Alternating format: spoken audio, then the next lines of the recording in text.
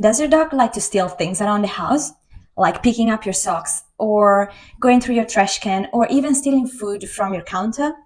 Then you're in the right place. The first thing you need to know is that if your dog is showing this type of behaviors, then you're dealing with a very smart pup. In fact, if she was on her own, she'd be way more likely to survive and find resources than a less curious dog. So now that you can brag about your dog's intelligence with family and friends, let's go through how you can channel this intelligence into more appropriate behaviors. If you're watching this video, you probably watched already my Instagram video about how to give the scavenging instinct a better outlet. If you didn't, I'm gonna put the link to the video in the description below so that you can watch it and learn how to make a magic box to enrich your dog's meals every day too. Scavenging is a very natural instinct. In fact, we should not eliminate behaviors that are natural, but we can redirect them into something that is more appropriate for dogs that now live in our homes. Scavenging is a need. And that's why to fulfill it, it's our responsibility to provide them with enough mental stimulation throughout the day. The magic box is just an example. If you want, I created a free guide that you can download with the link in the description here below. So this way you will never run out of ideas to enrich your dog's day. This brings us to the tip number 2, managing your environment. If you don't want your dog to steal your things, then, well, just put them away. You won't believe how overlooked this is. If you don't remove your items, the things that you don't want your dog to steal, then you're reinforcing the stealing behavior. The concept is really simple. The more they practice a behavior, the more they get used to it. It is like for us when we are building habits.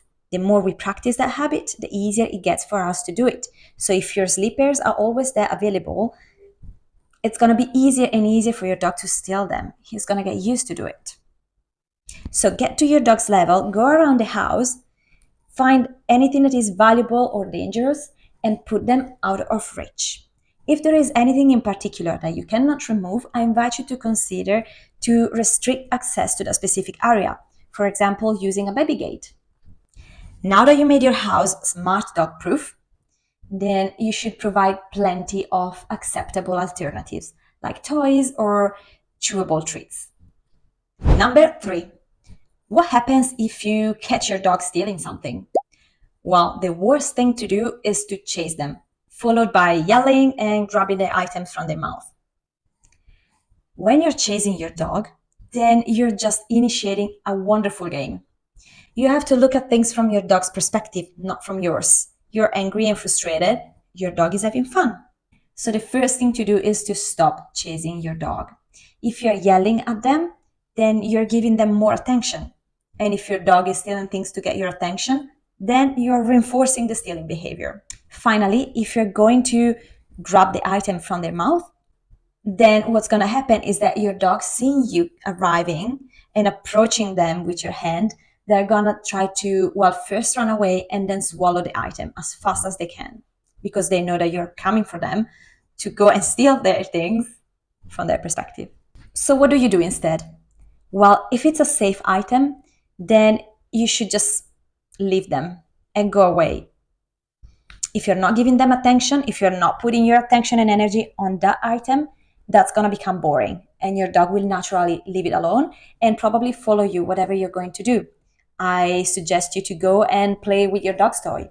That way you're inviting your dog to come to you and look how much fun you're having rather than staying with that boring steal object.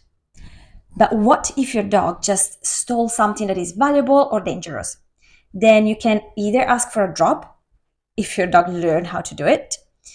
And if your dog doesn't know how to do it, then you can do an emergency trade. An emergency trade means that you should have high value treats. So I'm talking like meat or cheese to exchange. So you can either scatter the food in front of them or just offer your handful of treats. Most likely your dog is gonna drop the phone and go for the sausage. In that case, you can slowly, gently remove the item, distract your dog with the treats, and then start doing something else together. Just a small note here. If your dog is resource guarding, showing signs like crawling or even biting, then I strongly advise you to discuss this behavior with a professional that can follow you step by step and help you going through it. Number 4, reward the good behavior. So there are many ways you can teach a dog to leave things alone, and there are a variety of specific exercise based on impulse control. But the easier thing that you can do is to be present and observe your dog. This way, you will be able to capture a behavior that you like and reward it. This technique, capturing, is about waiting for your dog to naturally offer a behavior that you like and let them know that they're doing the right thing. So to start with, your dog will not know what they're doing right. So you need a few repetitions. I'll give you an example. Your dog is walking by your slipper, and rather than grabbing it, she is looking at you, or she's looking ahead, or she's just looking at the slipper without grabbing it. That's when you get there and say good girl or good boy and reward with a treat. The first time your dog doesn't know what she is doing right, but with a few repetition, your dog will learn that if they grab the slipper, you just go in another room and they don't get any attention and it just gets boring. But if they leave the slipper alone, they get a treat or maybe some interaction, some playtime.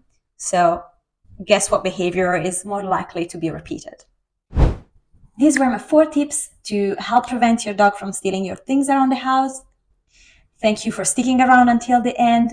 Don't forget to like and subscribe if you want this page to grow. Make sure to check out my Instagram page, Your Dog's Way, for daily tips to help you and your dog thrive. Thank you for sticking until the end, and don't forget to look at things from your dog's perspective.